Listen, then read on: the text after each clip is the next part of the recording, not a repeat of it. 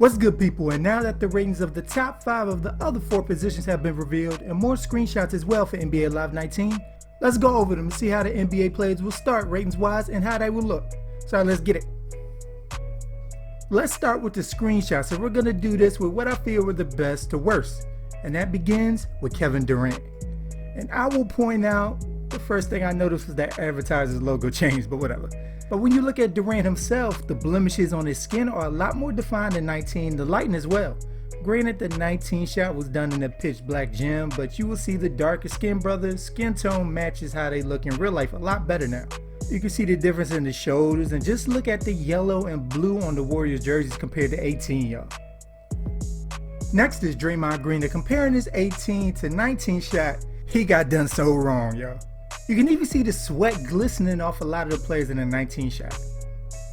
Now the cover boy Joel Embiid. I thought his face looked great when I first saw it when I was in LA for EA Play, but his hair still seems a little weird to me. I mean, not like it was in 18, but the style of it, as it appears his sides are almost shaved off. And here we got Boogie Cousins. His tattoos are a lot easier to see in 19, and his face looks great as well. The eyes appear to be a lot more expressive. And lastly is DeMar DeRozan, where his skin texture took a jump as well to appear more realistic, so it's not just the dark skinned brothers, and his jersey appears to fit better around the collar area.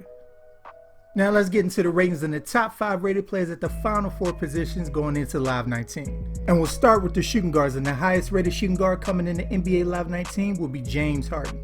The Live 18 cover boy had a nice year for himself, leading the 65 win Rockets to the #1 seed, and unfortunately a Game 7 loss to the champion Warriors. While Harden also finally captured the MVP trophy after rightfully having to claim the 2 others. Harden's ability to take you one-on-one, embarrass you as he takes a step back 3 or get an and-1 in the paint sets him apart and makes him one of the best players in the game. Then there's Klay Thompson, who's known simply as a catch and shoot guy who can play defense. I feel some people really underestimate just how good he is, but Live 19 didn't, as he will have the 2nd highest rating for a shooting guard at a 91. Probably only his teammate Steph Curry can get as hot as he can from 3, and by the time you look up, he has 40 points. Then that 3 is the new San Antonio Spurs go-to player DeMar DeRozan. Known as a mid-range shooter, much is made about him finally taking 3s to adapt to the new NBA. And he shot it amazing 31%. I don't know, maybe in San Antonio, Pop will have him develop into a functional 3-point shooter like he did with Kawhi. Or maybe we will see the same DeMar as always, just in a Spurs jersey. And also at a 90 is Jimmy Butler, who's one of the best two-way players in the league. And I'm almost certain plays small forward in real life, but whatever. While he doesn't have the shooting touch of Klay Thompson, he definitely gives it 110% every play, which allowed him to become the player he is today. And 5th, who kind of turned into a star overnight, is Victor Oladipo at an 89, who jumps 2 points from the end of last year. Now obviously the most glaring guy missing is Donovan Mitchell, but he ended up 18 at an 84, so it would have been harder for him to jump Oladipo to get into the top 5. But I'm just happy for the shooting guard position, as it's a lot deeper than it used to be when you looked at the guys under Harden. As for the small forwards, there is no surprise LeBron James leads the pack and has the highest rating heading into NBA Live 19 at a 97, and he jumps 1 point from last year. Followed by Kevin Durant at a 95. Next is the new Raptors superstar Kawhi Leonard at a 92, who remains a 92 even though he barely played last year.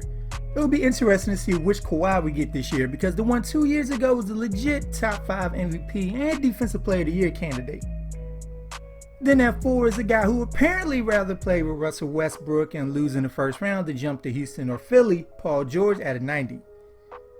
And 5th at an 85 is Gordon Hayward, who drops 3 points in rating, which is funny considering Kawhi stayed the same. But that goes to show you just how weak the small forward position is at the top when Hayward, who can drop 3 points, remains in the top 5. As for the power forwards, the position is headlined by Giannis at a 90. Mr. Do Everything Draymond Green coming in 2nd at an 88. Then Kevin Love and LaMarcus Aldridge both start at 87. It's funny for Love, he was one of the guys always blamed when the Cavs lost or had a bad game, but he's going to be loved and cheered again now that he's the only one left. Timberwolves Love, who averaged 25 and 15, might make a return. And 5th out of 86 is Kristaps Porzingis, who, check this people, went down 1 point to an 86, but is still top 5, while Ben Simmons was an 87 in the last Live 18 roster update. Was this a misprint? What's up? How did this happen? And rounding out the ratings, the highest rated center will be Anthony Davis at a 94, followed by the cover boy Joel Embiid at a 92, then Towns coming in 3rd at a 91, then Boogie Cousins, who will be a 90 in both NBA Live and 2K to start the year. And in Live's case, like Hayward, he dropped 3 points from a 93 he had at the end of the year. So what's up with Hayward staying the same? And to finish it off, the Defensive Player of the Year, Rudy Gobert, with an 89, which is kind of crazy when you think about it, as his overall is mainly guided by defense that he can finish with an 89.